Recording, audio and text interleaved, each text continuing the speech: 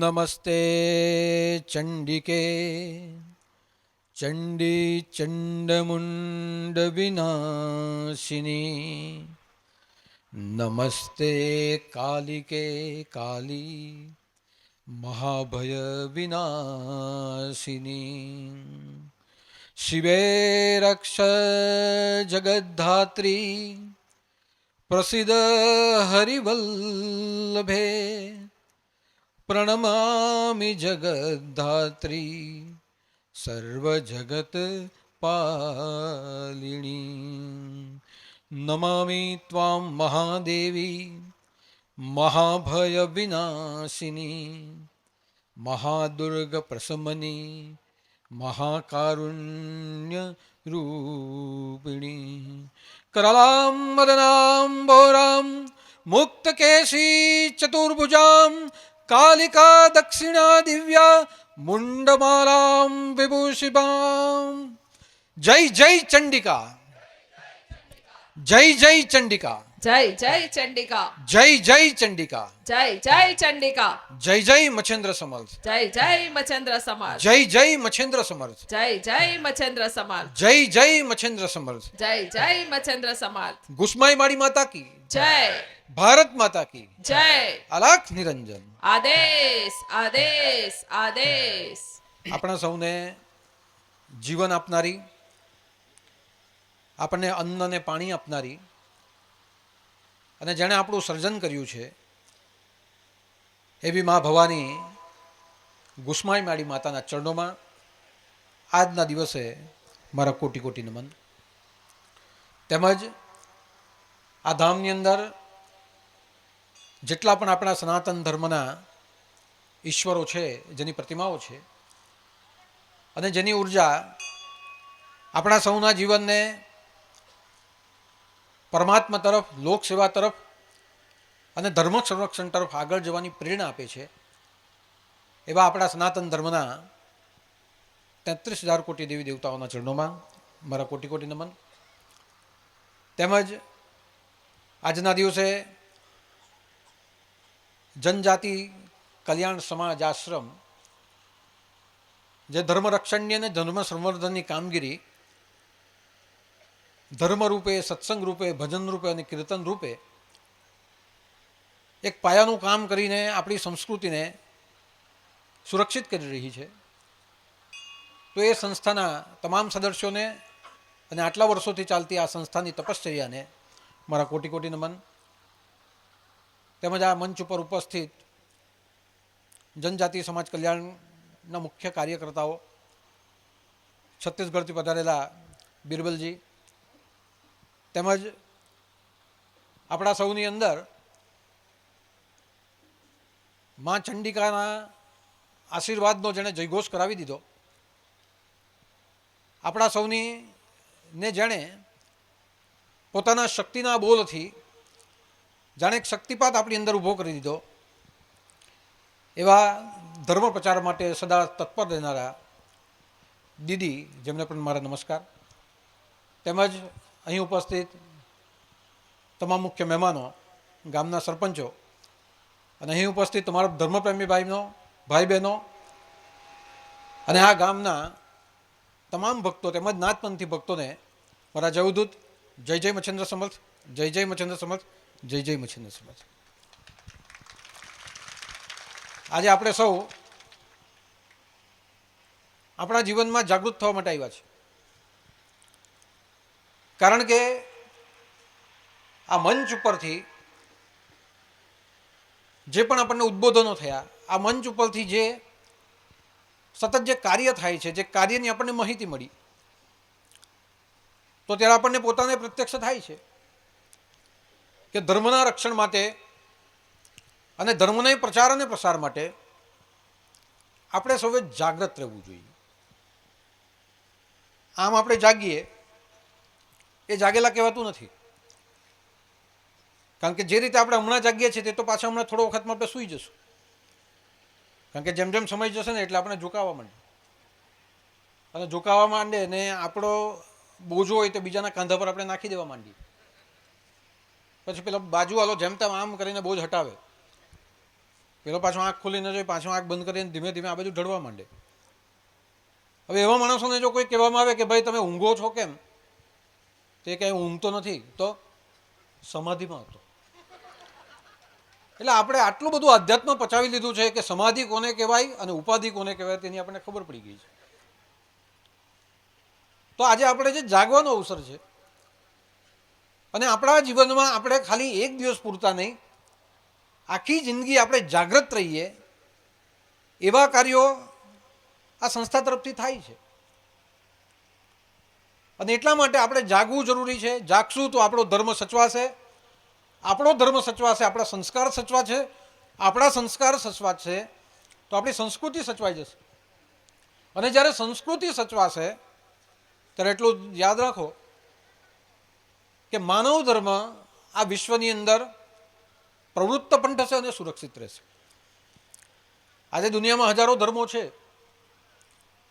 પણ આજે સૌથી મુખ્ય ધર્મ છે માનવ ધર્મ.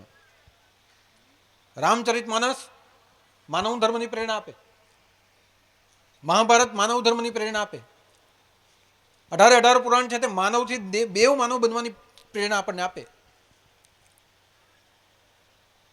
તો માનવ બનવાની જે પ્રેરણા છે તે આપણા હિન્દુ ધર્મના તમામ ગ્રંથોએ આપી છે. અને ગીતાએ તો માનવતાનું જ્ઞાન આપ્યું છે. અને ગીતાએ જ્યારે માનવતાનું જ્ઞાન આપ્યું છે તો માનવ ધર્મ એ ફક્ત ને ફક્ત સનાતન ધર્મે આ દુનિયાને ખબર પાડી છે. એટલે તમે સમજો કે સિક્કાની બે બાજુ છે. સનાતન ધર્મના જે સંસ્કાર છે તે જ માનવ ધર્મ છે. અને એ જે માનવ ધર્મ છે તે માનવ ધર્મને મૂળભૂત રીતે જેણે પકડી રાખ્યો એ આપણો આદિવાસી સમાજ છે. પ્રકૃતિના કણકણમાં ભગવાન છે, જન જનમાં ભગવાન છે, મન મનમાં ભગવાન છે. એ પ્રકૃતિને જેણે જો કોઈ પકડી રાખી હોય તે આપણા આદિવાસી ભાઈઓએ પકડી રાખી છે. અને આદિવાસી ભાઈઓના લીધે, આદિવાસી સમાજના લીધે હું એવું માનું છું કે આજે સનાતન ધર્મના ઠેર ઠેરના જેટલા પણ કેન્દ્ર છે એ બધા સુરક્ષિત રહ્યા છે. આપણે કહીએ ને પહાડા વાલીએ, જોતા વાલીએ, મહેરા વાલીએ, માતાજીને એવું કહેવામાં આવે. તો પહાડા વાલી પહાડ ઉપર રહે, એ પહાડ પર જે રહે છે એ કેન્દ્રનું રક્ષણ કોણ કરે? તો પહાડની ઉપર રહેવાવાળા આદિવાસીઓ કરે છે. જોતા વાલી કઈ કેટલી જગ્યા પર માતાજીની શક્તિપીઠ છે જ્યાં જ્યોત છે, એ જ્યોતના સંરક્ષણ કોણે કર્યા છે? આદિવાસી સમાજે કર્યા છે. તો તમે વિચાર કરો કે સનાતન ધર્મ જો ચમકતો હીરો છે તો સનાતન ધર્મ જે હીરો ચમકી રહ્યો છે તે હીરાની અંદર આદિવાસી સમાજ જેનો પરિશ્રમ સૌથી વિશેષ છે. કારણ કે આજે પણ આદિવાસી સમાજે આપણી પ્રકૃતિને અને આપણી સંસ્કૃતિને પકડી રાખી છે. એટલે તમે જુઓ કે આ ગામની અંદર સૌથી મોટો એક ચમત્કાર છે. પહાડ ઉપર માતાજી હતા, કોઈ દુખિયારી બાઈને દુઃખ થયું, એ પૂજા પ્રાર્થના કરવા આવતી હતી, એનાથી અવાતું બંધ થયું. મને પ્રાર્થના કરી કે હવે મારાથી ત્યાં ઉપર સુધી નહીં આવશે. તો મેં સ્વપ્નમાં આજ્ઞા આપી અને એ પથ્થર ઉપરથી ધસતો ધસતો અહીંયા આવીને પ્રગટ થયો. અને માએ કીધું કે હવે તારે ત્યાં આવવાની જરૂર નથી, માં તારી પાસે સામેથી આવે છે, આવ બેટા મારી પાસે આવ. અને આ શિલા જે ઉપરથી જીવંત રૂપે સરકતી સરકતી સરકતી આવે છે અને આ મંદિરમાં ઘુસમાઈવાળી માતાના રૂપમાં સ્થાપિત થઈ જાય છે. તો આવો જે ચમત્કાર છે એ ચમત્કાર આપણા સનાતન ધર્મની અંદર થાય છે. સનાતન ધર્મની અંદર પથ્થરમાં પ્રાણ પૂરીને પરમાત્મા પ્રગટ થઈ જાય છે. અને એ જે ઘટના અહીંયા બની, એ ઘટનાની શક્તિ લેવા માટે આપણે વર્ષો વર્ષ આ માના સાનિધ્યમાં આવીએ છીએ. અને આ જે ઘટના છે એ ઘટના કોઈ કાલ્પનિક નથી, પણ સાક્ષાત ઘટના છે કે ઉપરથી શિલા ધસીને અહીંયા આવીને પ્રગટ થાય. અને કોઈ શિલા સામાન્ય નથી, પણ માં ભગવતીનું સ્વયં અંગ અહીંયા ઉપસ્થિત થયું છે.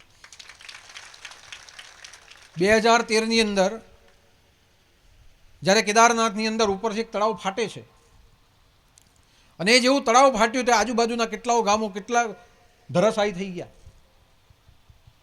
પણ આજે પણ ત્યાં એક પુરાવો મૂક્યો છે કે જ્યારે તળાવ ફાટ્યો અને તળાવનું પાણી નીચે આવવા માંડ્યું ત્યારે ઉપરથી એક પથ્થર, એક શિલા કાં પ્રગટ થઈ કાં ધસતી આવી અને મંદિરની પાછળ આવીને ઊભી રહી ગઈ.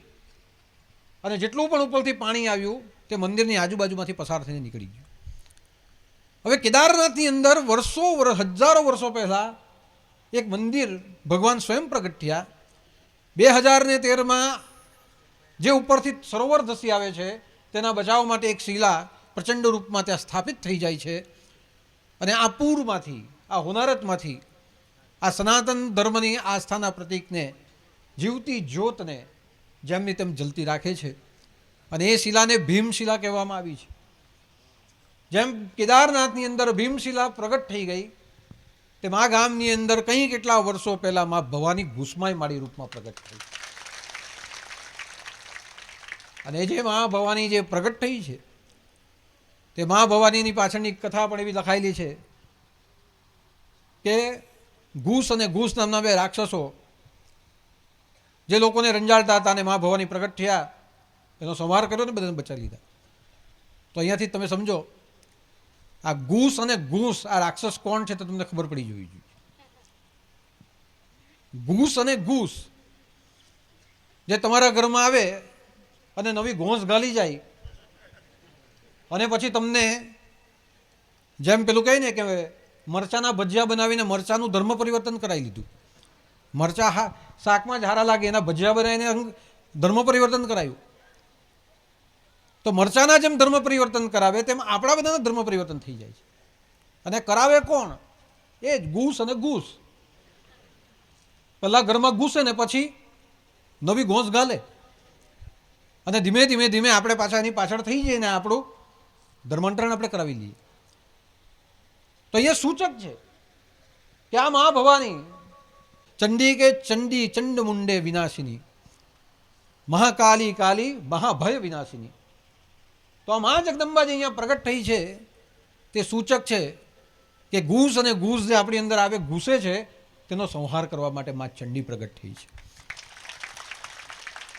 અને એ જે પ્રગટ થઈ છે એ જ પ્રગટ થઈ છે અને એટલા માટે એ કહેવા માંગે છે કે અત્યાર સુધી તો અહીંયા પ્રગટ હતી પણ શક્તિ રૂપેણ સંસ્થિતા, હવે શક્તિના રૂપમાં જન જનની અંદર દરેકની અંદર મારે પ્રવાહિત થઈને કાર્ય કરવું છે. માટે આજે અડધી રાતે આ ધર્મ જાગરણનો કાર્યક્રમ અહીંયા તમારી વચ્ચે થાય છે.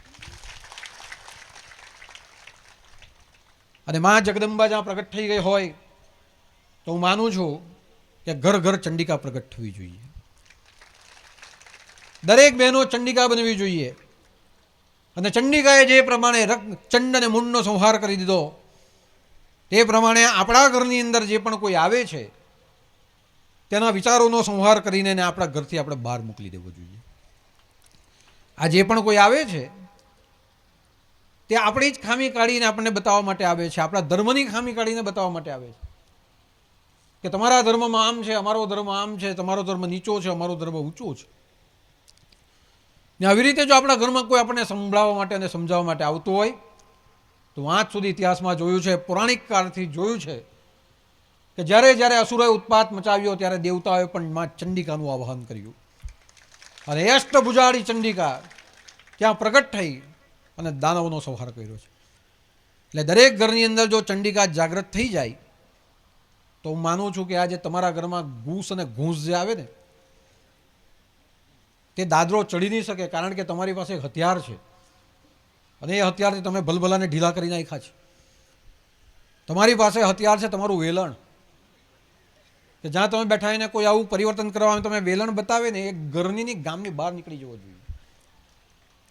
આટલી શક્તિ આ ચંડિકાની અંદર છે. અને આજે આપણે પોતે જોઈએ છે કે ઘર સ્ત્રીને લક્ષ્મી કહેવાય. સ્ત્રી જો જાગૃત થઈ જાય તો ઘરના ધારેલા કાર્યો થઈ શકે છે. એટલે હવે સૌથી વધારે જરૂર છે કે ઘૂસમાઈ માળી માતાની કૃપા લઈને સૌથી પહેલી બહેનો જાગૃત થાય દરેક કામ ભાઈઓએ જ કરવાના એવું નથી. નહીં તો ધર્મ પરિવર્તન આવે એટલે જાઓ બધા ભેગા થાવ. પુરુષો તો જાગૃત થાય છે, પણ ઘરમાં રહેલી જે ચંડિકા જો જાગૃત થઈ ગઈ તો હું માનું છું રામ અને સીતાએ મળીને જે પ્રમાણે રાવણનો પરાભવ કરી દીધો તે પ્રમાણે આપણા ઘરની અંદર જો આપણે બધા જ સતર્ક થઈ જઈએ તો આપણને ધર્માંતરણ કરાવવા માટે જે વિધર્મી આવે છે તે વિધર્મીઓ પણ આ ઘર છોડીને ગામ છોડીને ભાગશે. અને એટલા માટે જરૂર છે જાગૃત થવાની. ઘણા વર્ષો પહેલાં એવી એક ઘટના બની. સ્વામી સચ્ચિદાનંદજીએ પોતાની બુકમાં લખ્યું છે કે ઘણા વર્ષો પહેલાં આપણા દેશની અંદર ઇંગ્લેન્ડથી કોઈ સ્કોટ નામનો વિચારક આવે છે. અને સ્કોટ નામનો જે વિચારક છે તે તેનો પાદરી છે, જાણકાર હશે, વિદ્વાન હશે, કે એને જેને આપણે ફાસ્ટર કહીએ તે ટાઈપનો માણસ હશે. અને એ પોતે આવે છે અને આવીને અહીંયા વિશ્લેષણ કરે છે કે અમારો ધર્મ જે આ બધી જગ્યા ઉપર ફેલાઈ રહ્યો છે તો કઈ રીતે ફેલાઈ રહ્યો છે. એ શુભ વિચારચિંતક હતો. એટલે એણે બધું રિસર્ચ કર્યું અને રિસર્ચ કરીને એને મનમાં બહુ દુઃખ થયું કે અમારો ધર્મ જે અહીંયા ફેલાઈ રહ્યો છે તે ગુણવત્તા ઉપર નથી ફેલાઈ રહ્યો. અમારો ધર્મ લાચારી ઉપર, કોઈની લાચારીનો લાભ લઈને, કોઈ માણસ ભૂખે મરતું હોય તો એની ભૂખમરીનો લાભ લઈને અને એની મજબૂરીનો લાભ લઈને ફેલાઈ રહ્યો છે. અને જ્યાં લાચારી, ભૂખમરી અને મજબૂરીનો લાભ લઈને જ્યાં ધર્મ ફેલાતો હોય તો આ જે પણ કંઈ ધર્મનો ફેલાવો છે એ ખોટી રીતે થાય છે. એ સ્કોટ નામના બહારથી આવેલા ફાસ્ટરને ખબર, એણે સંશોધન કર્યું. એને મનમાં બહુ દુઃખ થયું, કારણ કે જો આ હોય છે કે ઘણા ખરાબ રહેતા હોય તો કોઈ સારો રહેતો હોય. આખી લંકાની અંદર બધા રાક્ષસો રહેતા હતા, પણ એમાં એક વિભીષણ રહેતો હતો. હનુમાનજી જ્યારે ઉપરથી ઉતરે છે ત્યારે જોઈ છે કે અહીંયા રામ ભક્ત કોણ છે, બધા જ રાક્ષસ છે. અને વિભીષણના ઘરના દરવાજાની ઉપર શંખ, ચક્ર, ગદા, પદ્મ એ દોરેલું હોય છે એટલે ખબર પડે છે કે આ કોઈ ભગતનું ઘર છે. ભક્ત કરતાં પણ હું તો એમ માનું કે ભગત, આપણે બધા ભગત જ છે. માતાજી પાસે આવે તે બધા ભગત. અને આપણા ઘરમાં મેં જોયું છે, હું બધાના ઘરમાં ફર્યો છું એટલે મને બધાના જ ઘરમાં ખબર છે કે ક્યાં ક્યાં ભગત છે. તો આમાં કોણ ભગત છે? અને એ ભગત જોઈને એટલે એને ખ્યાલ આવે છે તુલસીનો ક્યારો છે કે આ આખા અસુરોમાં એક સજ્જન રહે છે. અને હનુમાનજી ત્યાં ઉતરે છે અને વિભીષણને મળે છે. તો તમે જુઓ કે જ્યાં ઘણું બધું ખરાબ હોય ત્યાં કોઈ સારો વ્યક્તિ પણ નીકળી આવે છે. એટલે એના બધું રિસર્ચ કર્યું અને દુઃખ થયું કે અમારો ધર્મ આ રીતે ખોટી રીતે ફેલાય છે. આપણા ભારતની અંદર બુદ્ધ ધર્મ આવ્યો તે બુદ્ધ ધર્મ એ કોઈની લાચારીનો લાભ લીધો નથી, વૈચારિક રીતે ફેલાયો છે. ચીનની અંદર જુઓ, જાપાનની અંદર જુઓ તો વૈચારિક રીતે એ લોકોએ કોઈને દબાણ નથી કર્યું, એ વૈચારિક રીતે ફેલાયો છે. પણ મુસ્લિમ ધર્મને તમે જુઓ તો મુસ્લિમ ધર્મ તલવારની જોડે ફેલાયો છે કે તમે મારી બાંધીને મુસલમાન, આ તલવાર મારી નાખશું મુસલમાન બની જાઓ. તો મુસ્લિમ ધર્મ તલવારની જોડે ફેલાયો છે. અને આ જે ખ્રિશ્ચન ધર્મ છે તે લોકોની લાચારીના જોડે ફેલાઈ રહ્યો છે. એને બહુ ખરાબ લાગ્યું. એણે બધા બધા સુધારા કર્યા અને એણે વિચાર કર્યો કે આ રીતે નહીં થવું જોઈએ. તો શું કરવું? તો એણે આપણા વેદોનો અભ્યાસ કર્યો, પુરાણોનો અભ્યાસ કર્યો. અને વેદો અને પુરાણોનો અભ્યાસ કરીને એણે એ વિચારે છે કે હું કંઈક એવું લોકોમાં લઈને જાઉં અને સમજાવું. પણ જ્યારે અભ્યાસ કરે છે ત્યારે એને ખબર પડે છે કે આપણી ભારત ભૂમિની અંદર કબીરજી જેવા સંતો થયા, રોહિદાસજી જેવા સંતો થયા, હવે મોટા મોટા સંતો અહીંયા થઈ ગયા છે, ગુરુ નાનક જેવા સંતો થયા, ગુરુ ગોવિંદસિંહ જેવા થયા. અને એમણે ઘણું બધું આ સાહિત્ય ધર્મનું લખ્યું છે કે એનો આપણે વિરોધ પણ શું કરી શકીએ. એટલે એના મનમાં એક વિચાર આવ્યો. એણે એમ વિચાર કર્યો કે હું ભાગવદ્ ગીતા ખરીદું અને ભગવદ્ ગીતા ખરીદીને વાંચીને મને જ્યાં જ્યાં એવું લાગે છે તે જગ્યાની ઉપર લાલ લાઈન કરું અને એ લાલ લાઈન કરીને હું સમજાવું કે અમારા ધર્મમાં આવું નથી, તમારા ધર્મમાં આવું છે, આ ખોટું છે. એટલે સાચું ખોટું કરવા માટે એણે ભાગવદ્ ગીતા વાંચવાની શરૂ કરી. ભાગવદ્ ગીતા વાંચતો જાય છે, લાઈન મારતો જાય છે, વાંચતો જાય છે, કરતો જાય છે. અને કરતાં કરતાં કરતાં કરતાં કરતાં એના મનને પ્રેરણા થવા માંડી.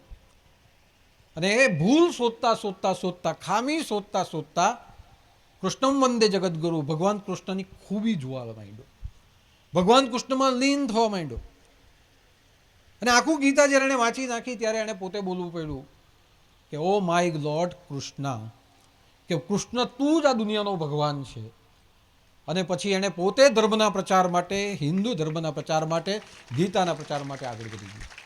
હવે તમે વિચારો, જે આપણા ધર્મની ભૂલ કાઢવા માટે આવેલો, જો ખામી જોવા માટે આવેલો, તે ખૂબી જોઈને આપણા કૃષ્ણને શ્રી કૃષ્ણ શરણમમાં થઈ ગયો. તો આપણો જે આ સનાતન ધર્મ છે, કોની તાકાત છે કે આપણા ધર્મની આપણી સામે ખામી કાઢી શકે? તમારો ભગવાન પથ્થરનો, પથ્થર તો પાણીમાં ડૂબી જાય એમ. હવે આપણો તો ભગવાન પથ્થરનો ને પથ્થર પાણીમાં ડૂબી જાય, આવી આપણી ખામી કાઢે. પણ મારું માનવું છે કે એ વગર બુદ્ધિનાઓને ખબર નથી આ બધી, કે રેત पे नाम कभी लिखते नहीं, रेत पे लिखे नाम कभी टिकते नहीं. भले हमारे भगवान को तुम पत्थर कहे, लेकिन पत्थर पे लिखे नाम कभी मिटते नहीं. એટલે આપણા ભગવાનને ભલે પથ્થર કહેવાતા હોય, પણ પથ્થર ઉપર જે કોતરાઈ જાય ને તે સદીઓ સુધી જેમનું તેમ રહે છે. અને આપણો ભગવાન સમય આવે તો પથ્થર પણ બને, અને પથ્થરમાંથી ફરી પાછો પરમાત્મા બને. અને એ પરમાત્મા સનાતન ધર્મની સંસ્કૃતિને જાળવવા માટે જ્યારે પ્રહલાદે સ્તંભની ઉપર જોર પાડી કે મને ખબર છે ભગવાન તમે અહીંયા જ છો, હું માનું છું તમે અહીં જ છો, અહીંયા જ છો ને અહીંયા જ છો, અને પથ્થરમાંથી નરસિંહ ત્યાં પ્રગટ થાય છે. અને જે સનાતન સંસ્કૃતિનો જે નાશ કરે છે તે હિરણ્યકશ્યપુને પોતાના ખોળામાં નાખીને એના પેટને ચીરી નાખે છે. એટલે અહીંયાથી આપણે ખ્યાલ આવે છે કે આપણા ધર્મની ખામી, તમારો ભગવાન પથ્થરનો ડૂબી જાય, અમારો ભગવાન ડૂબે એવો નથી. અમારો ભગવાન જીવનની અંદર બધાને ટકાવે એવો અમારો આ ભગવાન છે. પથ્થરની પ્રતિમામાં જ્યારે પ્રાણ પુરાય ત્યારે પથ્થરની પ્રતિમા નથી રહેતી, એ સ્વયં પરમાત્મા થઈ જાય છે. અને આપણા હિન્દુ ધર્મની અંદર, આપણા સનાતન ધર્મની અંદર જે જ્ઞાન અને વિજ્ઞાનનો સમન્વય છે, તે જ્ઞાન અને વિજ્ઞાન આજે અમેરિકાનું નાસા પણ એની પાછળ શોધી રહ્યું છે. એટલે તમે વિચાર કરો કે આ જે બધી સંસ્કૃતિ હતી, જે બધું કંઈ જ્યોતિષ હતું, જે કંઈ આયુર્વેદ હતા, જે ખગોળશાસ્ત્ર હતું, એ સંપૂર્ણ જ્ઞાન જ્યાંથી પ્રગટ થયું છે એ આપણો જંગલનો વિસ્તાર છે, પહાડનો વિસ્તાર છે. અને એ જ્ઞાન જેણે આજે પણ જાળવી રાખ્યું છે એ આપણા આદિવાસીઓ છે.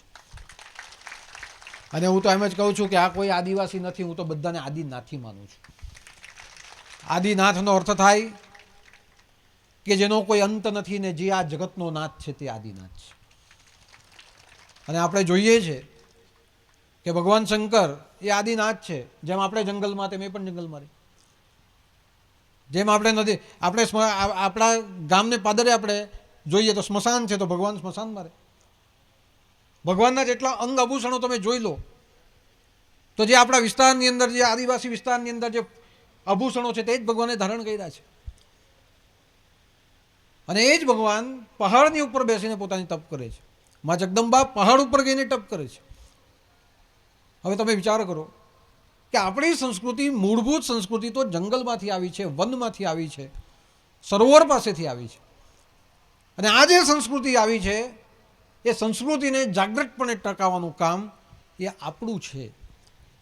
અને એટલા માટે હું તો એટલું જ કહું છું, અને આગળ પણ કીધેલું કે જે પણ આપણા ઘરની અંદર આવીને આપણાને સમજાવે છે, જે પણ આપણને આવીને દબાણ કરે છે, હું એટલું જ માનું છું કે આ બધા ઉંદરો છે.